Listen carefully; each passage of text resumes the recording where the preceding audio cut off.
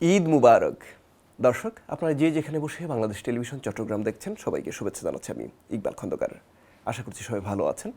আশা করছি আগামী কিছু সময় আপনারা আমাদের সঙ্গেই থাকবেন। দর্শক, শুরু করছি ঢাকায় থাকি এই অনুষ্ঠানের বিশেষ পর্ব, অর্থাৎ ঈদ পর্ব। আর এই পর্বে আমাদের সঙ্গে অতিথি হিসেবে আছেন সঙ্গীত শিল্পী ঐশী।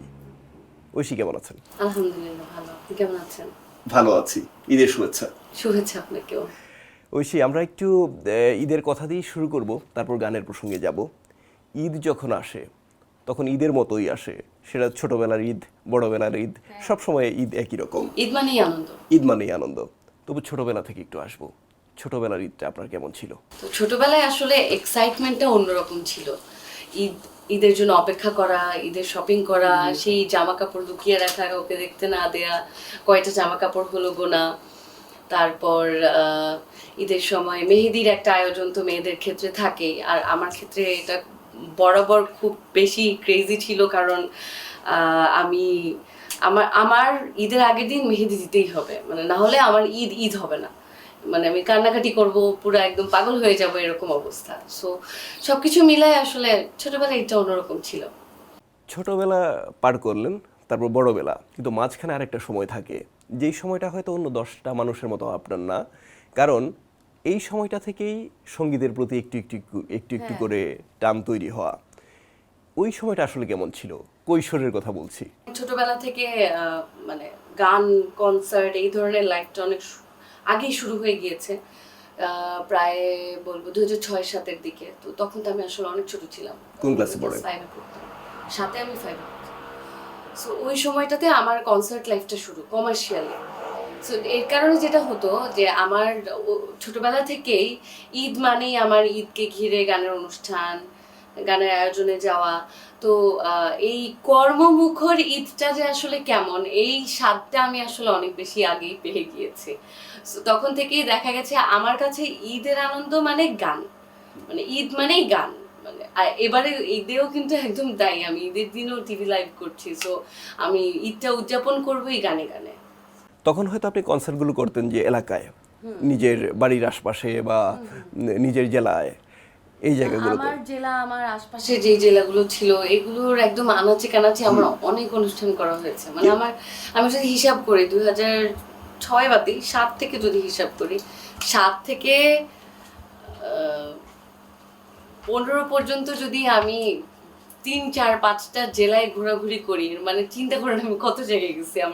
আমার মনে হয় আমার বিশেষ করে আমার বৃহত্তর নোয়াখালী তো আমার আনাচে কানাচে যাওয়া হয়েছে গানে গানে। স্টেজ শো এক ধরনের জীবন যাপন করতে হয় শিল্পীকে স্টেজ শোর মাধ্যমে। তারপর আসে একটু গণমাধ্যমে যাওয়া, কারণ প্রত্যেকেরই ইচ্ছে থাকে, হয়তো সবার ক্ষেত্রে হয় না, সবার সম্ভব হয় না, কিন্তু আপনার যেহেতু হয়েছে, আপনার প্রথম টেলিভিশনে গাওয়ার অভিজ্ঞতাটা কেমন ছিল? আমি প্রথম টেলিভিশনে গিয়েছি আসলে অনেক ছোটবেলায়, কারণ ছোটবেলায় শিশু শিল্পী হিসেবে বাংলাদেশ টেলিভিশনে প্রায়ই আসা হতো এবং শিশুদের অনুষ্ঠানগুলোতে গান গাওয়া হতো। সেটা আসলে একটা অন্যরকম আবেগ ছিল, কারণ আমি বড় হয়েছি নোয়াখালীতে। একটা সময় বড় হয়েছি রংপুর, সেখান থেকে পরে নোয়াখালীতে চলে যাই, আমার হোমটাউন নোয়াখালী। তো আমরা তখন নোয়াখালী থেকে আসা যাওয়া করে বাংলাদেশ টেলিভিশনের অনুষ্ঠানগুলো শ্যুট করতাম। অ্যান্ড ওই সময় একটা ছোট মানুষ, আমি ওই বয়সটাতে নিজের জেলা থেকে ঢাকায় এসে রেকর্ডিং করে আবার ফিরে যাওয়া এবং সেখানে সবার একটা মোটিভেশন পাওয়া যে হ্যাঁ তুমি এই কাজগুলো করছো, ভালো করছো। ছোটবেলা থেকেই যে সামনের দিকে এগিয়ে যাওয়ার যে সাহসটা, ওগুলো কিন্তু আসলে তিল তিল করে এই কাজগুলো দিয়েই আসলে গড়ে উঠেছে। যখন আস্তে আস্তে সেগুলোর সংখ্যা বাড়তে থাকলো এবং আস্তে আস্তে গানের কাজ শুরু হতে থাকলো, পরিধিটা বাড়তে থাকলো কাজের। তো এভাবে করেই আসলে একটু একটু করে টেলিভিশন জগৎটাতে আরেকটু পরিধিটা বাড়া। অ্যান্ড দেন টেলিভিশন লাইভ শুরু করেছি আমি 2010। তখন মনে হয় আমি ক্লাস 8-এ পড়ি। এসএসসি পরীক্ষা দিলাম 13-তে। তারপর আমার অ্যালবামের প্ল্যানিং শুরু হলো অ্যান্ড 13 থেকেই আমরা আমাদের একক অ্যালবামের কাজ শুরু করলাম। সেই কাজ প্রায় 10টা গান, একটা মিউজিক ভিডিও সহ প্রায় 2.5 বছর লাগলো করতে, এবং ওই কাজগুলো কিন্তু আমি সেই নোয়াখালী থেকে আসা যাওয়া করেই করতাম। আমার প্রথম একক অ্যালবামের গানের রেকর্ডিং অ্যান্ড টিভি শোজ, অন্যান্য কাজ সব আমি তখন আসা যাওয়া করেই করতাম। আপনার গানের জগতে আপনি প্রবেশ করে গেলেন, তবে যেই সময়টা আপনি প্রবেশ করলেন সেই সময়টায় সাধারণত বাবা মা বলেন পড়াশোনার জন্য। আপনার বাবা মা সম্পর্কে একটু জানবো, তারা তখন কোন ভূমিকায় ছিলেন? আমি বলবো আমি খুবই খুবই খুবই লাকি, কারণ অনেক সময় অনেকেরই হয় যে স্বপ্ন দেখে কিন্তু পরিবার থেকে হয়তো বলে যে না তুমি এটা করো না ওটা করো। অবশ্যই ভালো চেয়ে বলে, এক একজনের পার্সপেক্টিভ এক এক রকম, বাট আমি খুবই লাকি কারণ আমি আমার ফ্যামিলি থেকে এমন সাপোর্ট পেয়েছি যেটা আসলে এই সাপোর্টটা ছাড়া আজকে হয়তো আমি এখন আপনার সঙ্গে বসে গল্পটাই করতাম না। কারণ আমি দুটো স্বপ্ন দেখেছি আমার জীবনে, একটা হচ্ছে ডাক্তার হব আর আরেকটা হচ্ছে আমি গান গাইবো। কারণ ছোটবেলা থেকেই যেহেতু গানের সঙ্গে সম্পৃক্ততা ছিল, গান আমার একদম রক্তের সঙ্গে মানে মিশে যাওয়া আর কি যেটাকে বলে। ডাক্তারি পড়াশোনা এবং গান এই দুটোকে একসাথে ব্যালেন্স করা, এটা আমি যেহেতু জায়গাটা পার করে আসছি আমি বলবো কোয়াইট ইম্পসিবল। এটা সম্ভবই না, এটা খুবই ডিফিকাল্ট একটা জায়গা। মানে আমি এখন স্মৃতিচারণ করতে গেলে আমার মাঝে মধ্যে মনে হয় যে আমি আসলে কিভাবে পারছি। আমি আসলে পারছি আমার ফ্যামিলি সাপোর্টের কারণে, বিকজ আমার বাবা আমার পুরো কাজ দেখভাল করতেন। দেখা যেত যে আমার লাইফটা কেমন ছিল, আব্বু সম্পূর্ণ ডিলিং থেকে শুরু করে যা কিছু দরকার, কোন কাজটা করব, কোন গানটা গাবো, কোন শোটা করব, কোনটা করব না, কাদের সাথে ডিল করতে হবে, ফোনে কথা বলা থেকে শুরু করে এভরিথিং, মিটিং থেকে শুরু করে সব কিছু আব্বু করতো। কস্টিউম কি পরবো না পরবো সব আম্মু দেখতো। সাজবো কিভাবে, চুলটা কিভাবে সেট করব, এই জায়গাটা কিভাবে মেনটেন করব, সব আম্মু দেখতো। আমি যেটা করতাম, জাস্ট আমি পড়াশোনা করেছি, জাস্ট আমি গান গেয়েছি। মানে আমার একসময় বলতাম না, আমি খাই দাই ঘুমাই গান গাই পড়ি, এই 5টা ছাড়া আমার আর কোনো কাজ ছিল না, এবং এটা পসিবল হয়েছে আমার ফ্যামিলির জন্য। আপনার অবশ্যই এটা মনে হওয়ার কথা, যেটা আপনিও স্বীকার করলেন, যে অনেক বেশি কঠিন একটা কাজ ছিল ডাক্তারি পড়ার স্বপ্ন পূরণ করা আর গানের স্বপ্ন পূরণ করা। কিন্তু এমন তো একটা সহজ রাস্তা সামনে চলে আসাটা স্বাভাবিক ছিল, যে আরেকটু সহজ কোনো একটা সাবজেক্ট নিয়ে পড়াশোনা করলে গানটা খুব সহজে করা যায়। চাইলেই সম্ভব ছিল আসলে, কিন্তু কেন আমি চান? আসলে আমি একটু মানুষটাই ওরকম, মানে আমি চেয়েছি যে আমি এই কাজটা করতে চাই, সো আমি খুবই ডিটারমাইন্ড ছিলাম। হ্যাঁ, আমাকে অনেক সময়ই আমার বাবা হয়তো বলেছেন যে তুমি কিন্তু চাইলে যদি মেডিকেলে না হয় তুমি এটা পড়তে পারো, ওই সাবজেক্ট পড়তে পারো, এই সাবজেক্ট পড়তে পারো। তো আমি সবসময়, আমার মনে আছে আমি বিশেষ করে আমার যখন ইন্টার লাইফটা চলতেছে ওই সময়টা আব্বু এরকম বলে আমি কানে হাত দিতাম, অথবা আমি এগুলো কিছু শুনবোই না, আমি ডাক্তারিই পড়বো আর কিছু করবো না। তো এটা আমার আসলে ফ্যাসিনেশন ছিল, আমার খুব ইচ্ছে ছিল, এবং আমি পুরো এমবিবিএস এর জার্নিটা আসলে এনজয় করেছি, কারণ আমার পড়তে ভালো লাগতো। কষ্ট হতো অনেক, কারণ হয়তো এমন হতো যে আজকে পড়তেও হচ্ছে, প্রোগ্রাম করতে হচ্ছে, কালকে সকালবেলা 9টায় আবার আমাকে একটা পরীক্ষা দিতে হবে, আজকে হয়তো আমি পটুয়াখালী, সো আমি জার্নি করে যাচ্ছি, এই পুরো জার্নিতে আমি পড়াশোনা করছি, স্টেজে ওঠার আগ পর্যন্ত আমার হাতে বই, এরপর স্টেজ শেষ করে আবার হাতে বই, সারা রাত জার্নিতে আবার পড়লাম, পরের দিন সকাল 9টায় এসে আমি আবার ভাইবা দিলাম। আমার এরকম অনেক অনেক দিন গিয়েছে। আমার এরকম হচ্ছে কি, আমার অনেক জিতও ছিল, কারণ আমার দুটো জার্নি আসলে একই সাথে শুরু হয়েছে। আমার গানের আমি বলবো যে অ্যাক্টিভলি একদম মিউজিকের ব্যস্ততা যেটা, ওটা আমার 2015 থেকে আমি বলবো যে আমি ওই ব্যস্ত সময়টা শুরু করেছি। আর আমার মেডিকেলের জার্নি শুরু হয়েছে 2016-তে, সো মোটামুটি একটা সমসাময়িক সময়। তো তখন আমি অনেক মানে গুণী ব্যক্তিদের কাছ থেকে এরকম শুনতে হয়েছে যে যে কোনো একটা করো, দুইটা একসাথে পারবা না, গান গান করলে গান করো, মেডিকেলে গেলে মেডিকেলে যাও, যে কোনো একটা করো, দুইটা একসাথে করতে গেলে কোনোটাই হবে না। তো তখন আমার অনেক জিদ কাজ করতো যে কেন হবে না, মানে চাইলেই তো সম্ভব, একটা মানুষ চাইলেই পারবে।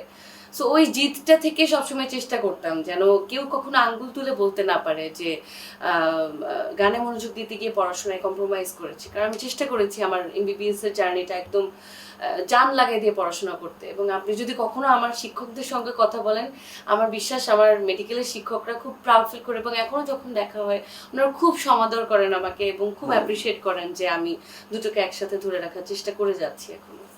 আরেকটা প্রসঙ্গে ছিলাম আমরা, সেই প্রসঙ্গে ফিরে যাব, সেটা হচ্ছে অ্যালবামের প্রস্তুতি সম্পর্কে বলছিলেন, আরেকটা প্রসঙ্গের মাঝখান দিয়ে চলে এসেছিলেন, কিন্তু প্রস্তুতিটা একটু বড়ই থাকে প্রথম অ্যালবামের, একটু আবার জানবো। অ্যালবামের প্রস্তুতিটা 2013-তে যখন আমার বাবা সিদ্ধান্ত নিলেন যে আমার সলো অ্যালবামের কাজ করবেন, তো তখন আমরা আসলে একটা গান দিয়ে কাজ শুরু করেছিলাম। লিখেছিলেন রবিউল ইসলাম জীবন, উনিও আমাদের নোয়াখালীর, তো তখন তো আমরা নোয়াখালীতে থাকতাম। অ্যান্ড ওই সময় আমার বাবার সঙ্গে তার ধীরে ধীরে একটা বন্ধুত্বপূর্ণ সম্পর্ক তৈরি হয়, অ্যান্ড আমারও মিউজিক্যালি একটা জার্নিটা একটা ভালো দিকে যেতে থাকে। তো তখন তিনিও বললেন যে হ্যাঁ, এখন রাইট টাইম ঐশীর জন্য একটা একক অ্যালবামের কাজ শুরু করা। তো তখন আমরা একটা গান দিয়ে আসলে শুরু করেছিলাম, সঙ্গীত আয়োজন করেছিলেন ইমরান মাহমুদুল ভাই। একটা গান করার পরে তারপরে আমরা ভালো আছে আরো একটা করি, এরকম করে করতে করতে আমাদের প্রায় 2.5 বছর সময় লাগে, আর আমরা 10টা গান করি। সবগুলো গানই লিখেছেন রবিউল ইসলাম জীবন, সবগুলো গানই সুসংগীত করেছেন ইমরান মাহমুদুল। এবং পরবর্তীতে লেজার ভিশন থেকে আমার প্রথম একক অ্যালবামটা নিয়ে আলাপ আলোচনা ফাইনাল হয়ে যে রিলিজ হবে। তো ওই সময়টা এমন একটা সময় ছিল 2015-র ওই যখন আমার অ্যালবামটা রিলিজ হয়, তখন হচ্ছে সিডির একদম শেষ সময়টা, শেষও বলবো না, মানে শেষ হবে সময়। শেষটা আসলে হয় মনে হয় 2016-তে আমার সেকেন্ড অ্যালবাম যেটা, ওটাও আমি পাওয়া অ্যালবাম, মানে হাতে পাওয়া অ্যালবাম বলতে ভালো লাগছে কেন, এখন তো আমরা ওই যে সিডির কভার হাতে নিব, সিডি খুলে দেখবো, ওই ফিলিংসটা তো এখন পাই না। আমি মনে করি যে আমি অনেক লাকি যে আমি অ্যাটলিস্ট শেষের দিকে হলেও এই আমেজটা আমি পেয়েছি। আমার মনে আছে 2015-তে আমার ওই অ্যালবামটা যখন ছাপানো হয়, সিডি প্রিন্ট হয়, তো আমরা এক্সপেক্ট করি নাই যে এত সেল হবে। তো আমার সিডিটা আবার সেকেন্ড টাইম প্রিন্ট দেওয়া লাগছে। বাহ, ওই সময়ে এইটা আমার জন্য একটা বিগ অ্যাচিভমেন্ট ছিল। আমি আসলে চিন্তাও করি নাই যে একটা নতুন মেয়ে, আমি ওই সময়টা আমার কোনো পরিচয় নাই, আমার কোনো আত্মীয় নাই, কিন্তু ভালোবাসার জায়গা থেকে ওই সময় আমাকে আসলে ইলেকট্রনিক এবং প্রিন্ট মিডিয়ার মানুষরা অনেক সাপোর্ট দিয়েছেন। মানে এত এত নিউজ, আমার ওই সময় একটা শখ ছিল আমার এবং আমার ফ্যামিলির। আমাদের অনেকগুলো অ্যালবাম আছে, 3-4টা অ্যালবাম আছে, যেখানে আমার একদম শুরুর সময় থেকে এখন হয়তো মাঝে মধ্যে একটু কম রাখা হয়, আর্কাইভটা কম করা হয়, বাট ওই শুরুর সময় থেকে একটা লম্বা সময় পর্যন্ত আমার যত নিউজ এসেছিল, বিশেষ করে শুরুর দিকটা, সব আমরা পেপার কাটিং করে করে অ্যালবামে রাখতাম।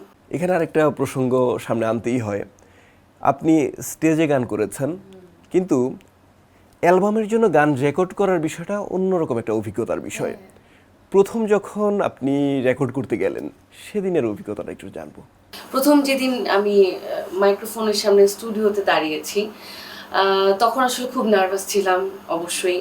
আর আমার তো তখন বয়স অনেক কম, মানে ক্লাস 8-এ, মানে আমি একটা বাচ্চা মেয়ে, আমি নিজেকে এখনো বাচ্চা মনে করি, বাট তখন তো আমি তাহলে আরো একদম খুবই শিশু সুলভ ছিলাম। তো একটা অন্যরকম নার্ভাসনেস ছিল। আমার বাবা ছিলেন আমার সঙ্গে।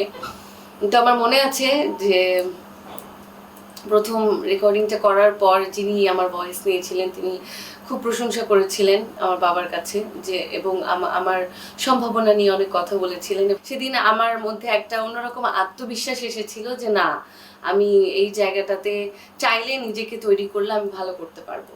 তারপর থেকে তো আলহামদুলিল্লাহ অনেক কাজ করার চেষ্টা করেছি। যে অভিজ্ঞতাটার কথা বললেন সেটা ছিল একটা মিক্সড অ্যালবামের রেকর্ডিং। তারপর যখন একক অ্যালবাম আপনার, তার মানে বিরাট বিরাট দায়িত্ব আপনার উপরে। একক অ্যালবামের অনুভূতিটা আসলে অন্যরকম। একক অ্যালবাম মানে হচ্ছে কিন্তু একটা অনেক বড় স্বপ্ন, যে আমার একার একটা, মানে ওই সময় আসলে আবেগটা কি, যে একটা অ্যালবামে 10টা গান আমারই শুধু সব, এবং আমি গাইছি, ওটা আসলে অন্যরকম একটা আবেগ ছিল। এবং প্রথম দিন অবশ্যই নার্ভাসনেস তো আমার সবসময়ই থাকে। আমাদের আর্টিস্টদের কিন্তু নার্ভাসনেস, মানে আমরা যতই হাজার হাজার স্টেজে পারফর্ম করি না কেন, প্রত্যেকটা স্টেজের আগে এখনো কিন্তু নার্ভাস লাগে, কারণ প্রত্যেকটা অডিয়েন্স নতুন, মানে প্রশ্নটা কিন্তু নতুন, উত্তরটা নতুন করে আবার লিখতে হবে। সো প্রথম রেকর্ডিংটা প্রথমে নার্ভাস ছিলাম, বাট যখন ভয়েসটা দিলাম তখন যে ফিডব্যাকটা পেলাম, ইমরান ভাইয়া রেকর্ডিং করেছিলেন। চলচ্চিত্র অনেক বড় একটা মাধ্যম, আমাদের সংস্কৃতির ক্ষেত্রে যদি আমরা বলি সবচেয়ে বড় মাধ্যম। আমরা এমন শিল্পী দেখেছি যে সারা বছর ধরে বা সারা জীবন ধরে গান গেয়েছেন, কিন্তু চলচ্চিত্রে গান গাওয়ার সুযোগ পাননি। কিন্তু ছোট একটা মানুষ ঐশী, সে কিন্তু অনেক আগে চলচ্চিত্রে গান গাওয়ার সুযোগ পেয়েছে। প্রথম সুযোগটা কিভাবে হয়েছিল? আমার প্রথম চলচ্চিত্রের কাজ শুরু হয়েছিল কুমার বিশ্বজিৎ তার হাত ধরে। এটা আমার জন্য একটা বিশেষ জার্নি। ওনার মতো একজন গুণী ব্যক্তির হাত ধরে যাত্রাটা শুরু হওয়াটা আসলে খুবই বিশেষ ছিল। ঢাকা মেট্রো সিনেমার মাধ্যমে সেটা শুরু হয়। যে গানের জন্য পুরস্কার পেয়েছেন সেই গান নিয়ে একটু পরে কথা বলবো, তার আগে একটা কমার্শিয়াল গানের কথা বলবো, সেটা পাষাণ সিনেমায়। মানে আপনি সাধারণত যে ধরনের গান গান বা কণ্ঠটাকে একেবারে উচ্চতায় নিয়ে, সেই গানটা আমরা শুনেছি পাষাণ সিনেমায়। সেই গানটা যখন আপনার কাছে আসে, আমার তো মনে হয়েছে যে আপনার জন্য এই গানটা করা। আপনার মনে হয়েছিল কি? পাষাণ গানটা কিছুটা বিষয়টা এরকম ছিল। পাষাণ গানটা আমার মনে আছে লিখেছেন রবিউল ইসলাম জীবন, আর সুরসঙ্গীত করেছিলেন আকাশ সেন। তো ওই সময় গানটা তারা তৈরি করার পরই তাদের কাছে মনে হয়েছিল ওই সময় যে এই গানটা আসলে আমার জন্য, এবং আমি গাইলে গানটার সঙ্গে জাস্টিস করতে পারবো। সো ওভাবেই আর কি গানটা গাওয়া। গানটা আমি আসলে এখনো স্টেজে গাওয়া হয়, মানে দেখা যায় বিভিন্ন জায়গায় হয়তো অনুরোধ আসে। তো পাষাণ গানটার মধ্যে আমার যে এনার্জিটা, আমার যে পাঁচটা ওটা ছিল, এই জন্য হয়তো তাদের কাছে মনে হয়েছে যে আমার জন্য গানটা সুইটেবল। তো এখন স্টেজে তো অনুরোধের ভিত্তিতেই গাওয়া হয়, আমরা একটু অনুরোধ করলাম। দেখলে আমায় যায় এড়িয়ে, বোঝে না তো মন, অকারণে যখন তখন সে দেয় যে জ্বালাতন। He doesn't feel me, he doesn't feel me, এ বুকে প্রেমের তুফান। পাষাণ পাষাণ পাষাণ পাষাণ, বন্ধু আমার পাষাণ, ও বন্ধু আমার পাষাণ। চলচ্চিত্রে গান গাওয়ার সৌভাগ্য সবার হয় না, আপনার হয়েছে। কিন্তু আরেকটা সবচেয়ে বড় সৌভাগ্য যেটা, সেখান থেকে স্বীকৃতি আসা। আপনি জাতীয় চলচ্চিত্র পুরস্কার পেয়েছেন এইটুকু বয়সে। একটু জানবো, যখন জানলেন যে আপনার নাম এসেছে, সেদিনের স্মৃতি। প্রথমত আসলে পুরস্কার পাওয়ার জন্য তো একেবারেই গান গাইনি। আমি সবসময় চেষ্টা করি ভালোবেসে নিজের মন থেকে লালন করে গান গাইতে, সেটা যেই গানই হোক। কারণ যখনই কোনো মৌলিক গান গাওয়া হয়, সেই গানটা কিন্তু সারা জীবনের জন্য আমার সম্পদ হয়ে যায়। কারণ গানটা প্রত্যেকটা শিল্পীর কাছে নিজের গান তার সন্তান তুল্য। তো মায়ারে গানটা আমি অনেক আগেই আমার কাছে ছিল, মানে আমাদের যখন কথা হয় যে গানটা আমি গাইবো, তখন আমাকে ইমন চৌধুরী ভাইয়া তো কম্পোজ করেছিলেন গানটা, তিনি আমাকে পাঠিয়ে দিয়েছিলেন। তো একটা লম্বা সময় ধরে আমি গানটা শুধু শুনেছি শুনেছি শুনেছি, তুলেছি, মানে গানটাকে নিজের মধ্যে লালন করেছি। গানটাকে আসলে না ভালোবেসে করেছি আমি একেবারেই। আমার কখনো এটা মাথায় আসেনি যে এই গানটা ভালো করতে হবে, পুরস্কার পাইতে হবে, এইটা কোনো দিনই ভাবিনি, কোনো কাজেই না। তো যখন আসলে 2020-এ জানতে পারলাম যে জাতীয় চলচ্চিত্র পুরস্কার 2019-এ শ্রেষ্ঠ শিল্পীর তালিকায় আমার নামটা আছে, এটা আসলে ওই দিনটা, ওই মুহূর্তটা, মানে আমি তো পুরো চিৎকার দিয়ে, মানে ওই আনন্দটা আসলে অন্যরকম। মানে না চাইতেই আল্লাহ আমার ঝুড়িতে এরকম এমন একটা প্রেস্টিজিয়াস অ্যাওয়ার্ড দিয়েছেন, যেটা আসলে সারা জীবন মানুষ, অনেক শিল্পীর স্বপ্নও থাকে, এবং এমন একটা রাষ্ট্রীয় সম্মান যেটা আসলে সর্বোচ্চ সম্মান আমি মনে করি। তো এই সম্মানটা তো শুধু সম্মান না, এটা অনেক ভালো, এটার অনেক অনেক বড় দায়িত্ব। সেই দায়িত্বের জায়গা থেকে এখনো চেষ্টা করছি কাজ করতে, ভালোবেসে এবং দায়িত্বশীল হয়ে। চলচ্চিত্রে যখন স্বীকৃতি আসে, চলচ্চিত্রের গানে বিশেষ করে, তখন চারপাশ থেকে চলচ্চিত্রের গান আসতে থাকে। এরপরের পরিবেশটা আসলে কেমন ছিল? মানে কতগুলো গান করলেন এর পরের সময়টায়? সত্যি কথা হচ্ছে কি, আমার আসলে জার্নিটা যত সামনে আগাচ্ছে, আমি অনেককে কষ্ট দিতে হয়। কষ্টটা আসলে কি, আমি চাই যে আমার মধ্যে যেন ওই দায়িত্বশীল মনোভাবটা সবসময় থাকে। তো আমি চেষ্টা করি আসলে গানটা একটু বাছাই করে গাইতে। এটাকে হয়তো অনেকে অনেকভাবে নেবেন, তা আমি চাই যে আমি অল্প কাজ করি, কিন্তু যেটাই করি সেটা যেন ওই কোয়ালিটিটা আমি ধরে রাখতে পারি, গুণগত মানটা যেন থাকে। তো সেই জায়গা থেকে হয়তো অনেক কাজই এসেছে, কিন্তু আমি অনেক কাজই আসলে না করেছি। এবং এই মূল মন্ত্রেই থাকতে চাই যে কাজ কম হোক, কিন্তু যে কয়টা কাজ করবো সেগুলোই যেন ভালো কাজ হয়। আমরা একটু ভিডিওর প্রসঙ্গে যাব, মিউজিক ভিডিও। আপনি যখন গানে নিয়মিত হয়েছেন তখন গানটা আর শুধুমাত্র শুনবে মানুষ সেই পর্যায়ে নাই, দেখতেও হবে তাদের। কারণ হচ্ছে একটা সময় আমরা শুধু চলচ্চিত্রের গান পর্দায় দেখতাম, আপনি এসে বা আপনারা এসে আধুনিক গানটাকেও মানে দেখার উপযোগী করে তুলেছেন। এই সময়টা কতটা চ্যালেঞ্জিং ছিল, অন্তত শুরুর দিকটা? মানে আমি আসলে আর্টিস্ট হিসেবে হয়তো লিপসিঙ্ক বা ওরকম অতটুকু পর্যন্তই করা হয়েছে, বাট আমি খুবই রেয়ারলি মিউজিক ভিডিওতে একদম পুরোপুরি পারফর্ম করে মিউজিক ভিডিও করেছি। মানে যেটা হয়েছে যে আমি সিঙ্গার হিসেবেই ছিলাম, বা হয়তো ছিলামই না। মানে আমার অনেক গানই আছে যেগুলো মিউজিক ভিডিও হয়েছে কিন্তু আমি নেই। সো এই জায়গার এই কারণটাতে যেটা হয়েছে আমার অসুবিধা কম হয়েছে, আমি শুধু গানে ফোকাস করতে পেরেছি। বাট হ্যাঁ, যুগ যত এগিয়ে যায় আমাদেরকে অবশ্যই সময়ের সাথে নিজেদেরকে আপডেটেড রাখতে হবে। তো সেই জায়গা থেকে আমি এই পরিবর্তনটাকে অ্যাপ্রিসিয়েটই করি। এটা কঠিন পরিবর্তনও বটে, কেন কঠিন হবে না? কারণ একটা মিউজিক ভিডিওর কথা চিন্তা করা মানে হচ্ছে কি একটা বড় এক্সপেন্সের কথাও ভাবা। সো অবশ্যই এটা কঠিনই বলবো আমি, কারণ গানের পিছনে একটা এক্সপেন্স, তারপর মিউজিক ভিডিওতে এক্সপেন্স। কিন্তু ভালো কিছু পেতে হলে অবশ্যই এক্সপেন্স তো করতেই হবে। একটা আমরা যদি ইন্টারন্যাশনালি দেখবেন যে আমরা তো অনেক পরে এসে মিউজিক ভিডিওর মানে যুগটাতে এসেছি। আমরা আমরা যখনও মিউজিক ভিডিওর এই যুগটা শুরু করিনি তখনও কিন্তু আমরা ইউটিউবে ইন্টারন্যাশনাল মিউজিক ভিডিওসই দেখতাম। সো এটা যুগে যুগেই ছিল, শুধু সময়ের সাথে সাথে আমাদের মাধ্যম পরিবর্তন হয়েছে। আমরা তো এখন সিডিতে গান শুনি না, ক্যাসেট চালিয়ে দিয়ে গান শুনি না, আমরা স্মার্টফোন ইউজ করি। সো এই জন্য মিউজিক ভিডিওতে তো একটু ফোকাস দেওয়াই উচিত, কারণ মানুষ এখন শুধু শোনে না, শোনার সাথে সাথে দেখেও। তবে হ্যাঁ, ভালো গান যদি হয়, কিছু কিছু গান থাকে না যেগুলো আসলে শুধু শুনলেই মন জুড়িয়ে যায়। কারণ এখন তো মানুষ অনেক অডিও প্ল্যাটফর্মেও গান শুনে। আমাদের অনেক পরিচিত অডিও প্ল্যাটফর্ম আছে যেগুলোতে আমরা কিন্তু শুধু হেডফোন কানে লাগিয়ে গান শুনতেও পছন্দ করি।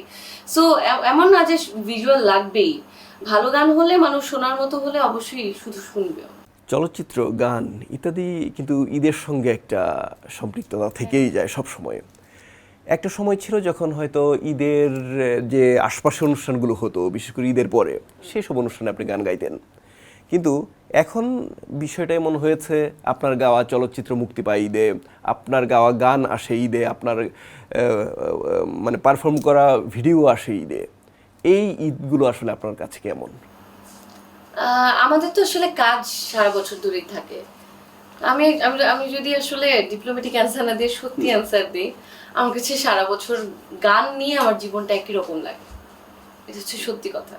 মানে আমি সবসময় গান নিয়ে একটা ভরপুর জমজমাট জীবনের মধ্যে থাকি, যেহেতু আমাকে দুইটা প্রফেশন একসাথে মেনটেন করতে হয়। সো এই যে ব্যস্ততা বা গানকে ঘিরে একটা টানটান উত্তেজনা, এইটা আমার পুরো বছর ধরে আসলে থাকে। আলাদা করে কোনো সময় নেই? না, আমি আলাদা করে সময় ভাগ করতেও চাই না, কারণ আমার লাইফই তো গান। এইবার যদি আবার আপনার পেশায় যাই আমরা, আপনার যে পেশা মানে মানব সেবার পেশা, সেখানে ঈদ নেই, সাধারণ দিন নেই, মানুষের কথাই আগে চিন্তা করতে হয়, তারপর নিজের কথা চিন্তা। একজন ডাক্তার হিসেবে আসলে ঈদগুলো কেমন কাটে এই সময়টায়? ডাক্তার হিসেবে যখন আমি চাকরিরত ছিলাম, মেডিকেল অফিসার হিসেবে ছিলাম, তখন একরকম ছিল। এখন তো আমি আবার পড়াশোনা করছি, আমি পাবলিক হেলথে মাস্টার্স করছি হসপিটাল ম্যানেজমেন্টে, national institute of preventive and social medicine, NIPSOM, সেখান থেকে। তো এই কারণে এখন আমার একটু পড়াশোনা মুখর সময় যায়। মানে আমি মোটামুটি শেষের দিকে, এখন আমাদের থিসিসের কাজ শুরু হয়েছে। তো পড়াশোনা মুখর এই সময়টাও আবার আমার ভালোই লাগে, কারণ এমবিবিএস এর পাশাপাশি আমার হচ্ছে হসপিটাল ম্যানেজমেন্ট পড়ছি কেন, আমার একটু এই ফিল্ডে আমার ফ্যাসিনেশন আছে। মানে আমার হসপিটাল তো শুধু ক্লিনিক্যাল পার্টটা না, ক্লিনিক্যাল পার্টটা অবশ্যই একটা মেজর পার্ট, বাট হসপিটালটাকে ম্যানেজ করার যে জায়গাটা, অ্যাডমিনিস্ট্রেটিভ যে জায়গাটা, এই জায়গাটাও আমার একটা ফ্যাসিনেশনের জায়গা। তো এই কারণেই আর কি হসপিটাল ম্যানেজমেন্টে পড়াশোনা। সো এখন একটু পড়াশোনা রিলেটেড ব্যস্ততাই বেশি থাকে। আবার একটু সংসারে যাই, পরিবারে। আপনার বাবাকে আমরা চিনতাম, তিনি গান পাগল একজন মানুষ ছিলেন। বিশেষ করে আপনার প্রতি যে দায়িত্বশীলতা আমরা দেখেছি, হয়তো প্রত্যেকটা বাবারই থাকে, তবু তাকে আলাদা করা যেত। তিনি আসলে আলাদাই ছিলেন, মানে এটা হয়তো সবাই ভাববে যে নিজের বাবাকে তো সবাই এইভাবে বলে, বাট তাকে আলাদা করা যেত না, মানে তিনি আসলেই আলাদা ছিলেন। আচ্ছা, তিনি ছিলেন, তিনি প্রয়াত হয়েছেন, আপনার আম্মু আছেন, তারপর আপনার জীবনে আরো একজন মানুষ এসেছেন। সেই মানুষটার সঙ্গে কিভাবে পরিচয়, একটু যতটুকু বলা যায় তার সম্পর্কে জানবো। সেই জার্নি বলতে গেলে তো আসলে অনেক লম্বা কথা, বাট ছোট করে যদি বলি, আমাদের আসলে কর্মক্ষেত্রেই পরিচয়। সে যেহেতু অভিনয় করে, একটা কাজে সে অভিনয় করেছে এবং সেখানে আমি গান গেয়েছি, তো সেটার একটা গেট টুগেদারে আমাদের প্রথম পরিচয় হয়। তারপর থেকে এই পরিচয় থেকে পরিণয়। না, এখন আগেকার দিনে নাকি মানুষ হাজবেন্ডের নাম মুখে নিত না, এখন নামটা কি বলা যাবে না? আরিফিন জিলানি।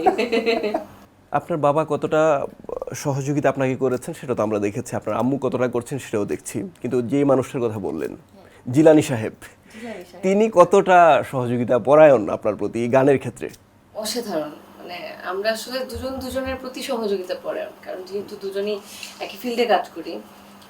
সে অভিনয়টা করে, আমি গানটা করি, তো আমরা মানে দুজনই আসলে খুব কর্মমুখর একটা জীবন কাটাই। মানে ও ওর কাজ নিয়ে থাকে, আমি আমার কাজ নিয়ে থাকি, এবং দুজন দুজনের কাজ একজন একজনের সঙ্গে শেয়ার করি, সাজেশন দেই, মোটিভেশন দেই। ও হয়তো ওর কাজটা আমাকে দেখায়, দেখো তো আমি এভাবে করেছি, এভাবে করলে কেমন হতো, ওভাবে করলে কেমন হতো। বা ও হয়তো কোনো একটা ক্যারেক্টার করছে, ওই ক্যারেক্টারে থাকবে কয়েকদিন, আমি হয়তো ওই ক্যারেক্টারের সাথে সংসার করছি। আবার আমি যখন কোনো একটা গান করছি, তখন ও আমার গান নিয়ে বলছে যে এই গানটা এভাবে গাও, এভাবে করলে ভালো। ও মিউজিক খুব পছন্দ করে, তো এবং অনেক বোঝেও, আমি সংসার করতে গিয়ে যেটা দেখছি। সো ওই জায়গা থেকে ওর সাজেশনগুলো দেয় যে তুমি এভাবে এই করতে পারো। সো আমরা আসলে খুব মানে গানে অভিনয়ে সংসার করি আসলে। তার মানে এই কাজের জন্য ঝগড়া করার সময় পান না? না, মানে আমাদের সংসারটাই আসলে কাজে কাজে, মানে আমরা আসলে বলবো কি, আমরা হাজব্যান্ড ওয়াইফ কম, পার্টনার বেশি। যখন আপনি একেবারে কারো মেয়ে ছিলেন, তখন এক ধরনের ঈদ ছিল। আপনি যখন আরেকজনের স্ত্রী হলেন, এই সময়টা আরেক ধরনের ঈদ আসে জীবনে। কেমন এই সময়ের ঈদটা? এই সময় ঈদটা মনে হয় আরেকটু জমজমাট, কারণ আগে শুধু এক বাসায় মজা মজা খাবার খেতাম, আর এখন দুই বাসায় হয়। একটা হচ্ছে গিয়ে আম্মুর বাসায়, আর একটা হচ্ছে আমার শ্বশুর বাড়িতে। সো এই জন্য মনে হয় একটু বেশি আনন্দদায়ক, কারণ আমি তো অনেক ফুডি, আর সবসময় তো আসলে অনেক খাওয়া হয় না, কারণ টুকটাক একটু ডায়েটেও থাকতে হয়। কারণ আমি অনেক ফুডি হওয়ার কারণে আমি মাঝে মধ্যে খুব বেশি মোটা হয়ে যাই, তখন আমাকে আবার জিনিসটা কন্ট্রোল করতে হয় হেলদি লাইফস্টাইলের জন্য। তো সেই জায়গা থেকে ঈদ মানে হচ্ছে গিয়ে ভরপুর খাওয়া দাওয়া করতে হবে। ঈদে একটা ম্যান্ডেটরি পার্ট হচ্ছে গিয়ে খাওয়া দাওয়া। সো এই জন্য আমার বেশি এখন আনন্দদায়ক লাগে, কারণ একবেলা মায়ের বাসায়, আরেক বেলা শ্বশুর বাড়ি। সো এটা আমি খুব এনজয় করি। একজন শিল্পী যখন গান করেন, অনেক দিন ধরে গান করেন, তখন একটা সময়ে তার মনে হয় আমার একটু সুর করা দরকার, আমার একটু গান লেখা দরকার, সঙ্গীত আয়োজন করা দরকার। আমরা নারী শিল্পীদের ক্ষেত্রেও আমরা দেখেছি, ছেলে শিল্পীদের ক্ষেত্রে তো দেখি। গাওয়ার বাইরে কোনো পরিকল্পনা আছে কিনা? যারা এই ক্রিয়েটিভ ফিল্ডে জড়িত, আমার মনে হয় সবাই কম বেশি এরকম। আমি আসলে ছোটবেলা থেকেই একটু নিজের একটা আলাদা ডায়েরি রাখা, সেখানে মাঝে মধ্যে একটু মনের শখে লেখালেখি করা, এগুলো আমার ছোটবেলা থেকে ছিল। কিন্তু আমি ফোকাসটা সবসময় দিয়েছি আসলে সঙ্গীত শিল্পী হিসেবে, মানে গান গাওয়ার ক্ষেত্রে। কারণ যদি সব করতে চাই তাহলে আসলে ফোকাসটা আমার মনে হয় নষ্ট হয়ে যাবে। তো এই জন্য আমি কখনো আমার লেখালেখিটা অনেক বেশি জোর দিয়ে করতে হবে বা সুর করতে হবে, সঙ্গীত আয়োজন করতে হবে, ওগুলো ওই দিকে কখনো মনোযোগ দেইনি। কিন্তু শখ করে মাঝে মধ্যে লিখে ফেলা, মাঝে মধ্যে সুর করে ফেলা, কিংবা সঙ্গীত আয়োজন করে ফেলা, এগুলো আমার প্রায়ই হয়। চলচ্চিত্রের গানে যখন পুরস্কার পাওয়া হয়, যেটা একটু আগে কথা বলছিলাম, তখন একটা দায়িত্ব বেড়ে যায়। আপনি বলছিলেন যে আপনি খুব নির্বাচন করে করে আপনি গান করেন, হ্যাঁ চেষ্টা করেন, তবু একটা টার্গেট থাকে যে জীবনে এমন সময় আরও একবার আসুক, আরও একবার আসুক। সেই ইচ্ছাটা কাজ করে কি না, যে জীবনে আরও কয়েকবার জাতীয় পুরস্কার যদি নিজের ঝুলিতে আসে? ভালো প্রত্যাশা, ভালো আকাঙ্ক্ষা তো সবারই থাকে, ভালো কাজও করতে হয় এর জন্য। সেখানে সেই প্রত্যাশা পূরণ করতে গিয়ে মূলত কি কাজ করেন বা কি কাজ করছেন এই সময়? আমি আসলে আমি আহ, আমি জানি না এটা কি খারাপ নাকি ভালো, কিন্তু আমি পুরস্কার নিয়ে স্বপ্ন দেখি না। আমি কাজ নিয়ে স্বপ্ন দেখি। আমি অনেক অনেক কাজ করতে চাই। আমি চাই যে আহ, দেখেন, একটা মানুষের ক্যারিয়ার স্প্যান যদি আমি ধরলাম লেটস সে 20 বছর হয়, তো সেই 20 বছরের মধ্যে সে 5 বছর ধুমায় কাজ করবে, 5 বছর একটু মোটামুটি যাবে, আবার 5 বছর হয়তো তার ডাউনফল হবে, আবার হুট করে 5 বছর আবার তার একদম খুব আপস, আবার ডাউন, আপস অ্যান্ড ডাউন তো চলতেই থাকে। তো আমার আহ, স্বপ্ন হচ্ছে আমার সঙ্গে গানের যেই প্রেম, আমার সঙ্গে গানের যেই সম্পর্ক, আমার সঙ্গে গানের যেই সংসার, এই সংসারটা যেন আমি সারা জীবন আহ, একই ভালোবাসা নিয়ে করে যেতে পারি। আমরা আপনার ব্যস্ততার কথা শুনছিলাম যে নানা জায়গায় স্টেজ শো করতে হয়, এর বাইরেও রেকর্ডিংয়ের একটা ব্যাপার থাকে, চলচ্চিত্রের হোক কিংবা অ্যালবামের হোক। এই সময়ের ব্যস্ততাটা আসলে কি? আমার জন্য ইম্পর্টেন্ট হচ্ছে গানের সঙ্গে আমার সম্পর্কটা কি। আমি নতুন নতুন গান বানাচ্ছি, ওই ওই গান বানানোর পরে আনন্দের যেই ডোপামিনটা সেটাকে উপভোগ করছি, সেগুলো নিয়ে ভাবছি কি করা যায়, অ্যান্ড কিছু পদক্ষেপও হাতে নিয়েছি। তো আশা করছি যে ঈদের পরে সবার জন্য একটা সারপ্রাইজ আছে। আমি সারপ্রাইজই বলবো, এর চেয়ে বেশি আর ডিটেলস কিছু বলবো না, কারণ ওটা না আসলেই সারপ্রাইজ। মানে কেউ আসলে আমার কথাটা শুনে বুঝতেও পারতেছে না যে আমি আসলে সারপ্রাইজটা কি মিন করে সারপ্রাইজ বলতেছি। মানে কি আসলে অপেক্ষা সারপ্রাইজ, করছে? কি অপেক্ষা আসলেই করছে? সারপ্রাইজ। আচ্ছা, এখন একজন শিল্পীর সঙ্গে কথা বললে যত গানের বাইরের কথাই হোক, স্বর্গে গেলেও গান গাইতে হবে। Okay, একটা গান গাই। একটু গান গাইতে হবে। আমার থার্ড অ্যালবাম থেকে, থার্ড সোলো অ্যালবাম ঐশিস হাওয়ার একটা গান, যেটা মানুষের ভালোবাসা পেয়েছে, পীড়িতের কি ফল, সেখানটা একটু শুনে। বোঝাইলেও বোঝে না রে মন, মোহন আমার শোনে না বারণ, কি কারণে মন উচাটন, দিবানিশি ভাবি সারাক্ষণ, তোর পীড়িতের বাতাস লেগে, তোর পীড়িতের বাতাস লেগে, উল্টা পথে মনের চলাচল, পীড়িতের কি ফল দেখো, পীড়িতের কি ফল, ও দেখো পীড়িতের কি ফল, দেখো পীড়িতের কি ফল। এই কণ্ঠ শুনলে বোঝা যাওয়ার কোনো কারণ নেই কিংবা বোঝা যায় না যে আপনার কণ্ঠ বসা কিংবা ক্লান্ত। অনেক অনেক ধন্যবাদ আপনাকে, দোয়া করবেন। ভালো থাকবেন। আর নতুন নতুন গান আসুক, ইনশাআল্লাহ। ঈদ ছাড়াও আসুক, ঈদেও আসুক। আপনাকে অনেক ধন্যবাদ ভাইয়া। গল্পে গল্পে সময় কেটে গেল, খুবই ভালো লাগলো। ঈদের অনেক অনেক শুভেচ্ছা। দর্শক, এতক্ষণ আমরা কথা বলছিলাম ঐশীর সঙ্গে, জানছিলাম তার ব্যক্তি জীবনের কথা, জানছিলাম তার সঙ্গীত জীবনের কথা। আমরা অনুষ্ঠানের শেষ পর্যায়ে চলে এসেছি, এখন বিদায় নিব। সবাই ভালো থাকবেন, অবশ্যই সুস্থ থাকবেন, আর ঈদের আনন্দ সবার জীবনে ছড়িয়ে পড়ুক। আল্লাহ হাফিজ।